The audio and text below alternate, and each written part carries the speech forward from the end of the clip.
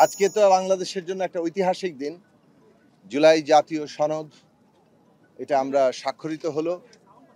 অংশগ্রহণকারী দলগুলো দীর্ঘদিন আলোচনা করেছে এবং ঐকমত্য কমিশন সেই আলোচনার ভিত্তিতে জুলাই জাতীয় সনদ প্রণয়ন করেছে।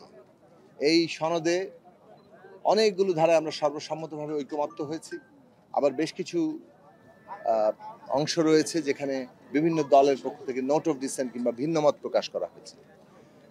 এই পুরোটা নিয়েই জুলাই জাতীয় সনদ যেভাবে বাস্তবায়নের প্রক্রিয়া নিয়ে সর্বশেষ আলোচনা হয়েছে, সেই আলোচনাকে আরও সুনির্দিষ্ট করার জন্য গতকালকে আপনারা জানেন জাতীয় ঐকমত্য কমিশন তাদের মেয়াদ আরও 15 দিন অর্থাৎ আগামী 30 অক্টোবর পর্যন্ত তারা বৃদ্ধি করেছেন।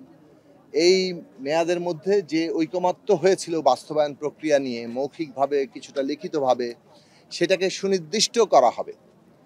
সেখানে মূল প্রতিপাদ্য ছিল যে জুলাই জাতীয় সনদ যা তৈরি হয়েছে সেইটা আগামী যে আইনসভা কিংবা এর বাস্তবায়নের যে একটা বাধ্যবাধকতা, সেই বিষয়ে একটা পদ্ধতিগত দিক। আরেকটা হচ্ছে আগামী যে সংসদ গঠিত হবে, যে সংসদে এটা সংবিধানে অন্তর্ভুক্ত হবে, সেটার এই ক্ষমতা আছে কিনা যে তারা জনগণের অভিপ্রায় হিসাবে এই সংস্কারকৃত সংবিধানটা তৈরি করতে পারবে।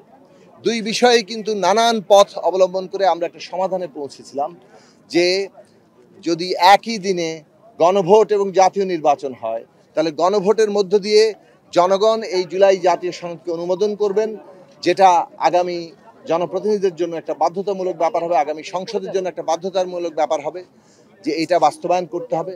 2 নম্বর হচ্ছে আগামী সংসদকে এই গণভোট একটা কনস্টিটিউয়েন্ট পাওয়ার কিংবা এই যে সংবিধানকে মৌলিকভাবে সংস্কার করার ক্ষমতা অর্পণ করবে, যাতে করে এই সংস্কার বাস্তবায়িত হয় এবং এটা আর আদালত কর্তৃক চ্যালেঞ্জের মুখে না পড়ে। এই দুটো ক্ষমতা দিয়ে আগামী গণভোট হবে এবং একই সাথে জাতীয় নির্বাচন হবে, তার মধ্যে দিয়ে সংসদ করতে হবে, জুলাই বাস্তবায়িত হবে।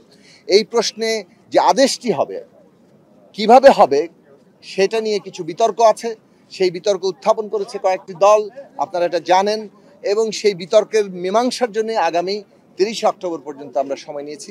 আশা করি আমরা এটা মীমাংসা করে এই 30 অক্টোবরের মধ্যে বাস্তবায়ন প্রক্রিয়া নিয়েও একটা ঐতিহাসিক ঐকমত্যে পৌঁছাতে পারবো এবং আমরা শান্তিপূর্ণ উপায়ে নির্বাচনের মধ্যে দিয়ে বাংলাদেশের গণতন্ত্র কায়েম করতে পারবো।